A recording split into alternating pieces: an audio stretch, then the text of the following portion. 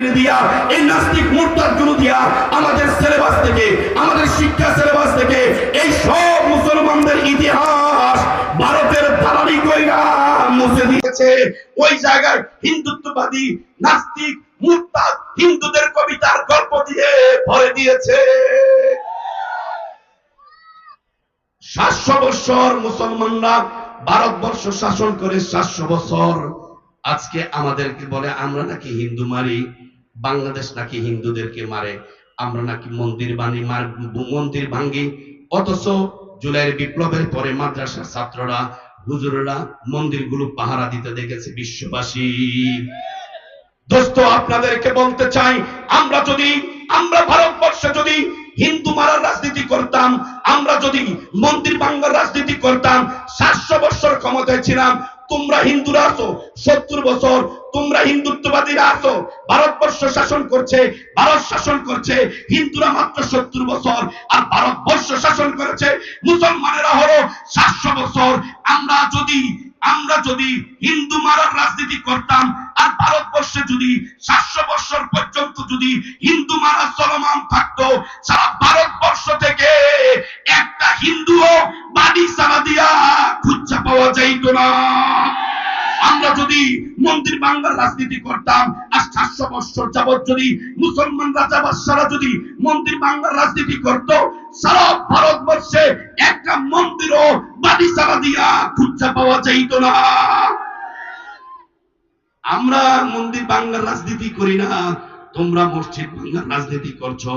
তোমরা আমার মুসলমান ভাইদেরকে এরকম ভাবে গরু জবাই করার অপরাধে জয় শ্রীরাম বলে তাদের বাড়ি ঘরে জ্বালিয়ে দিয়েছ, হাজার হাজার মুসলমানকে শহীদ করেছ, কাশ্মীরের মুসলমানদেরকে শহীদ করেছ, আমাদের বোনদেরকে দর্শন করছ।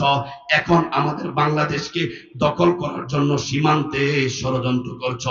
মনে রেখো মুসলমান, আমরা সারা পৃথিবী নবী থেকে নিয়ে বর্তমান সময় পর্যন্ত এ দুনিয়ার বয়স হলো, নবী থেকে নিয়ে বর্তমান পর্যন্ত দুনিয়ার বয়স হলো 1446 বছর। কত বছর? 1446 বছর।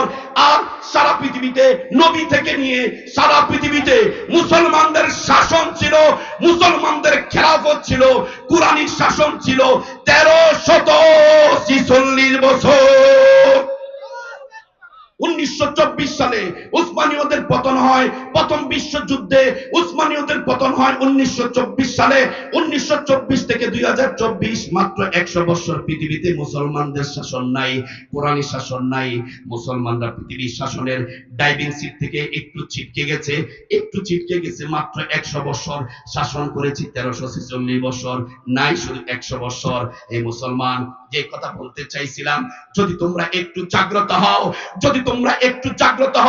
যদি তোমরা তোমাদের চেতনাকে একটু জাগ্রত করতে পারো, যদি তোমরা নারে তাকবীর আল্লাহু আকবার চেতনাকে হৃদয়ে ধারণ করতে পারো, যদি তোমরা তোমাদের পুরনো ইতিহাসকে একটু পুনরায় লেখাপড়া করতে পারো, জুলাইয়ের বিপ্লবের মতো যদি তোমরা একটু দাঁড়াইতে পারো, অলসতার চাদরকে যদি তোমরা পিছনে ফেলাইতে পারো, 2025 সাল হবে নতুন খেলাফতের বাংলাদেশ।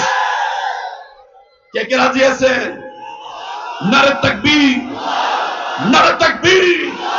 আল কোরআনের আলো, আল হাদিসের আলো, নারে তাকবীর। সামনে অপেক্ষা করছেন, ভারত যদি ষড়যন্ত্র করতে থাকে গুজরাট হিন্দ কিন্তু সামনে আছে। ভারত অলরেডি ভয় পাওয়া গেছে, আবার বাবর ভাইও ভয় হয়ে গেছে, বড় বিপদে আছে, বড় টেনশনে আছে। আমরা বাবরকে স্বরাষ্ট্রমন্ত্রী বানাবোই। কে কে রাজি আছে?